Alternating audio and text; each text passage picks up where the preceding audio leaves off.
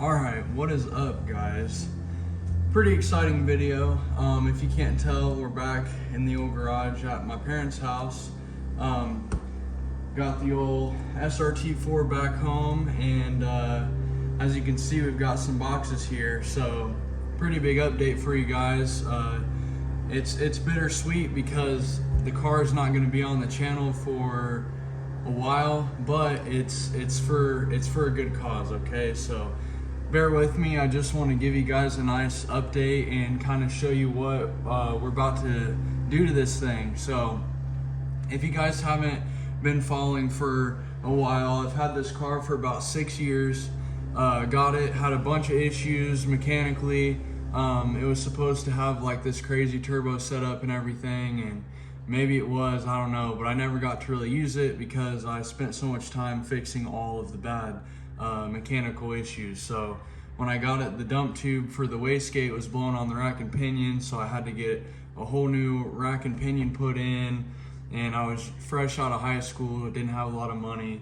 So basically, a bunch of issues, and now that I've got the car how I want it cosmetically, I mean, it's never gonna stop changing, but I've done like everything I can just to get it to where it's at. So now I'm putting it in the hands of my good buddy Chris Engel. If you guys are local to Kokomo, you probably have seen him around in one of the nicest SRT4s probably to exist currently.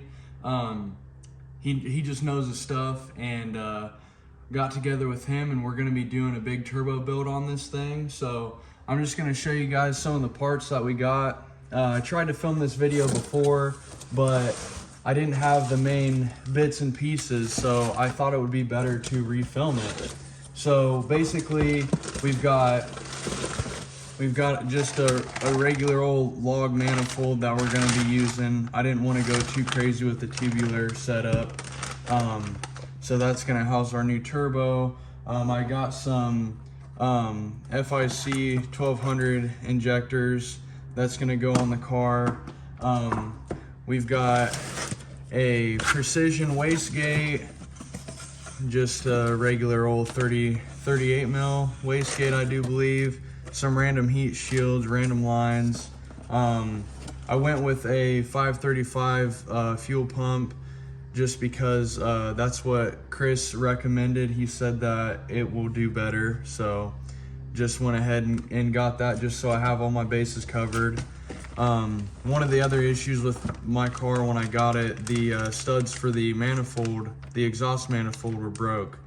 And since we're actually going to be doing ARP head studs, and we're going to be doing some BC stage 2 cams, which I mean, those all kind of look the same as far as I've seen, but we've got 2 BC stage 2 cams, and I actually ended up getting the dual spring setup, which I don't know all the specifics, but basically the dual springs are just a little bit more safe when you're running bigger cams, I guess. So I'm not sure where there's the head studs, the ARP head studs, which those are just studs, no big deal.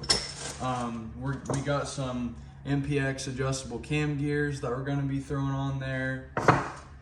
And then for the I think that's pretty much it, besides the big goodness, and that will be this big old precision turbo. And Chris was actually running this on his car, and we're not going to be making quite as much power as him, but he was putting over 500 down, I'm pretty sure, with this thing. And I was told it was a 5862, but the AR is a little bit different. It says the AR on the exhaust side says 63, and then the AR on the intake side says 70, but I don't think that, I don't even know. This is all new to me. That's why I haven't done it. That's why I'm leaving it in the hands of Chris. So that's the biggest thing there, is the turbo. So we just got our miscellaneous things here and there. So our J-pipe with our with our flange that's gonna adapt back to the exhaust. And yeah, that's pretty much it. I know this has kind of been all over the place, but I wanted to update you guys and kind of give you the reasoning why the car is back here and isn't going to be on the channel for a while. I want it to be in the right hands. I know that Chris is going to take care of the car, and we've also talked about a few other issues that I've been having with it that he's going to check into, and he knows more about these cars than anybody that I know. And he's right across the field from my parents' house, so it just makes me feel better knowing that I've seen his work proven. He's worked on multiple of my other friends' cars, and they all run fantastic. So once he pulls the head and does the head gasket and the head studs, he'll be able to fix the exhaust manifold studs, and that's why I just went ahead and wanted to replace them with bolts.